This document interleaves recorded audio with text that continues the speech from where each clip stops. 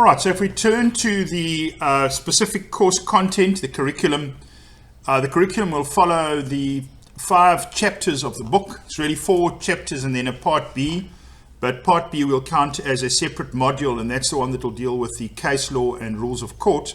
But let's just start off here with module 1, which will be on chapter 1, general principles. And you'll see that as I said in the previous video, these will be the sort of general principles applying to expert evidence. So general positioning and lie of the land, nature and purpose of expert evidence, relationship between the courts and expert evidence, quite important, does come up quite regularly in practice. When the court will make a decision and what the role of the expert is, properly speaking. Establishing the right to give expert evidence, important, because that not only establishes the right but also sets out where the limits of the expert's expertise lies. We often hear that the expert must stay within their professional expertise, but where exactly are those limits? That's defined in part between, in terms of the relationship between the courts and the expert witnesses, and when the expert has a right to give evidence and what about. Developing a logical argument, very, very important. That golden thread of persuasiveness depends on your logical argument. Then the factual basis for the expert opinion. We'll look at that in some detail. Certain things that people deal with on a daily basis but maybe haven't thought through carefully. Once you understand that better, you're able to marshal the facts better. Then reliability, relevance, and admissibility of expert evidence. Very important to understand when and how evidence will be accepted by the courts, and conversely when and in what circumstances evidence will not be accepted by the courts. Something that we did touch on already, experts should restrict themselves to matters within their expertise. Comes up surprisingly common, but again, I think it's demonstrated by experts not being fully clear about what the limits of their expertise is, and that goes back to understanding these general fundamental principles of how the courts and the experts interrelate with each other. And then lastly, 1.8, the prospects of an event occurring should be expressed in probabilities in civil cases. We have a look at that. That is quite a complex topic on its own. We will give an overview of that in this course. I may actually do some specified training on that particular topic there. I know I do get quite a few questions around that, and we will then move it forward from there. All right, that's module 1, which reflects chapter 1. And then if we look at chapter 2, module 2, specific principles, there's the introduction. Then we've got drawing inferences from the established facts. Quite important that you understand how inference should properly be drawn. Dealing with assumptions, also something important, because assumptions often get confused with facts, particularly where you're dealing with instructions, other expert reports, etc. What can the expert properly accept as being fact, and what must the expert approach on the basis that it is an assumption? Those are 2 very different categories and need to be clear in the expert's mind. Then dealing with circumstances where the opinion is provisional or qualified, also important, in some ways related to this question of assumptions. A provisional or qualified opinion must be indicated to the judge or in their report more accurately, and you must be clear about the fact that this is not a firm opinion but is based on some assumption or qualification, or more information is required, etc. Next, 5, dealing with facts which could detract from the expert's opinion. In other words, that's the other side of the argument now, really. In order to be persuasive, very important that you don't just avoid facts that are inconvenient or that are opposed to your particular argument. Much, much better to deal with facts which are not in favor of your argument, and to in some way either undermine or to sideline those facts, or to demonstrate that those facts do not form the complete picture. One of those categories, the way to deal with that. The views of professional bodies is very important. You must remember that when the court is trying to assess particularly the conduct of an expert, it needs to be assessed within the context of what the professional standard is. and accordingly a view of a professional body gives a very strong indication to the court as to what that appropriate standard is. It's not a conclusive indication. The court must still be satisfied that it should follow that view of the professional body. But in practice, it's a very strong indicator that's particularly relevant to medical malpractice cases.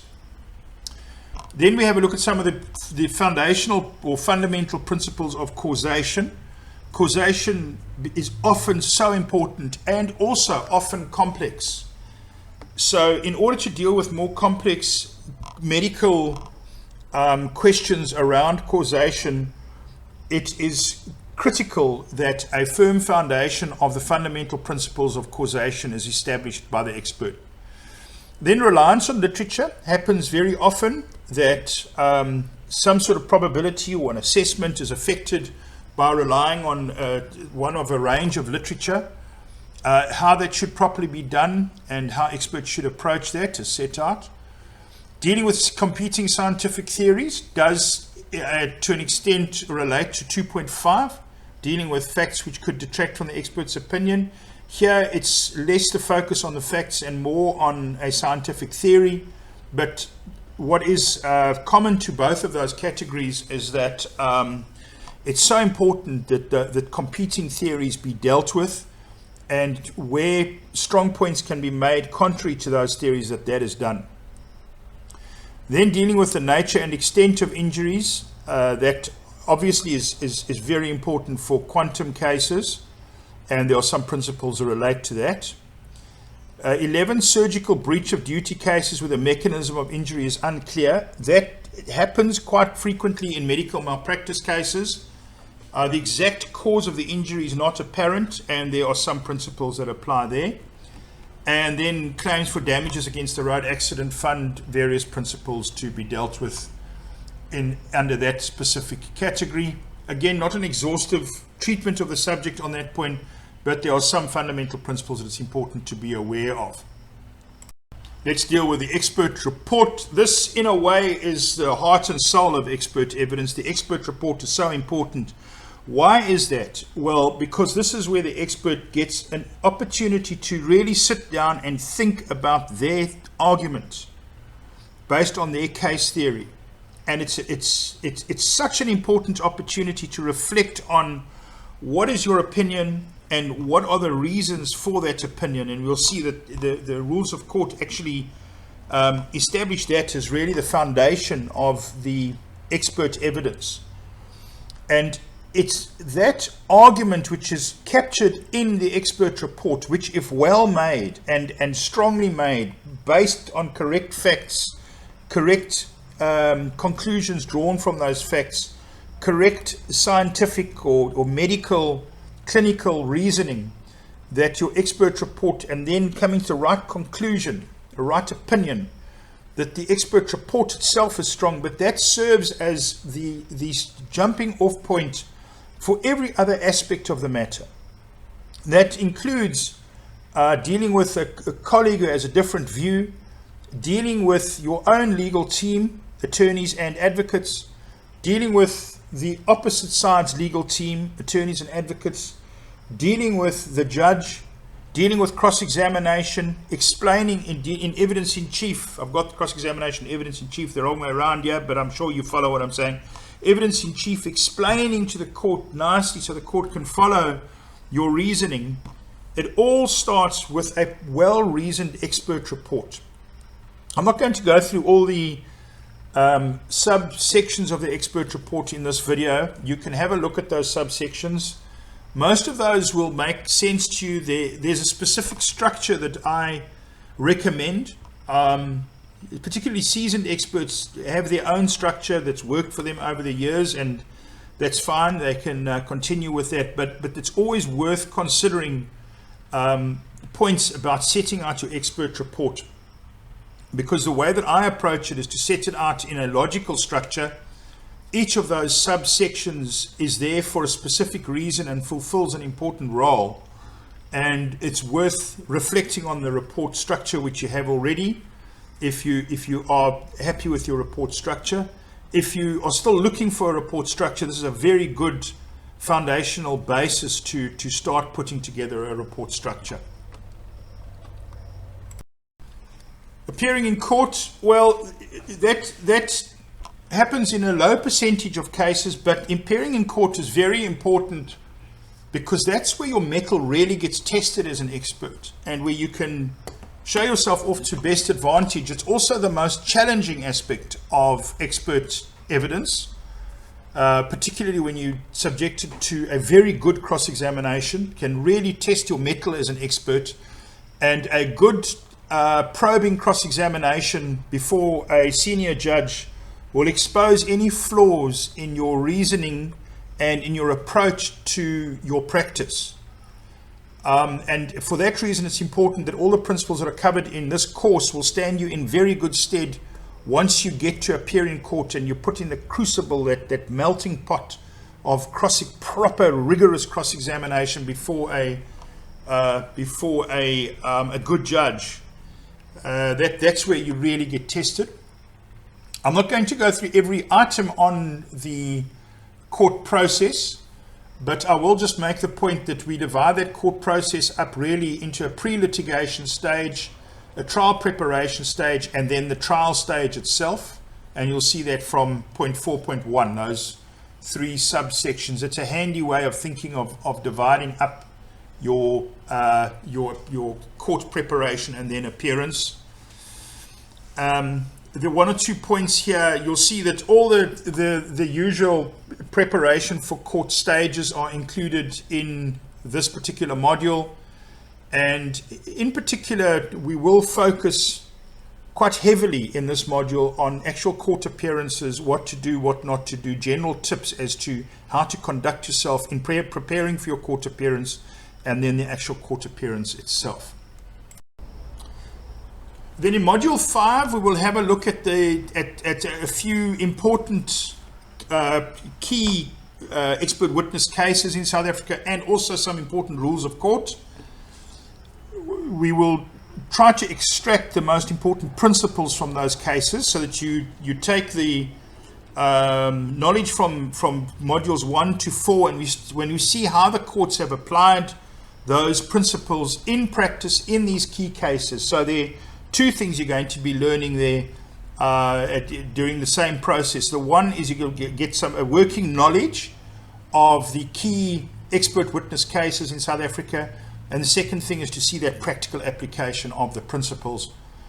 We'll also have a look at those 4 important rules of court as far as expert evidence is concerned. We'll just go through the rules again. We will tie that to the principles that we've dealt with in the previous 4 modules, and there will be quite a heavy emphasis on the practical aspect of the application of those rules of court. Just a few words about the module itself, the course itself. So to recap, it's made up of the 5 modules: general principles, specific principles, the expert report, appearing in court, and then the key cases and rules of court. Each module will run consecutively, so we'll start off with module 1, we'll work our way through that, and then we will work our way through modules 2, 3, 4, and 5. There's a reason for that sequence. It's to start off to build firstly with your general theoretical knowledge to your more specialized theoretical knowledge, then turning to the more practical principles, general principles applying to expert reports and appearing in court. And then in Module 5, we'll bring it all together to have a look at the cases and rules of court in practice. We will be making an announcement regarding CPD points shortly. I won't say anything more on that at the moment, but you will get an announcement fairly shortly on that point. The cost per module is 500 Rand. For SAMLA members who will, or anybody who's participating in a free trial period, you will get access to certain aspects of those modules. It varies a little bit as to which trial you'll be participating in, but you'll certainly get quite nice access to those modules What you won't be able to do is to take the assessment and get your CPD points without payment, even if you're on a free trial, but you're welcome to participate in the training itself. And that's the point that I've actually just made now. So free access subscribers can access content, but will have to pay for an assessment. The assessment will be published at the end of each module, so there'll be a separate assessment per module with appropriate CPD points and appropriate assessment. All right, that brings us to the end of the expert witness training. I hope that overview, I hope that you will participate in the training. I hope that you'll find it beneficial. I'm looking forward to presenting the training, and hopefully you find it of tremendous value to your practice. Thank you for your time.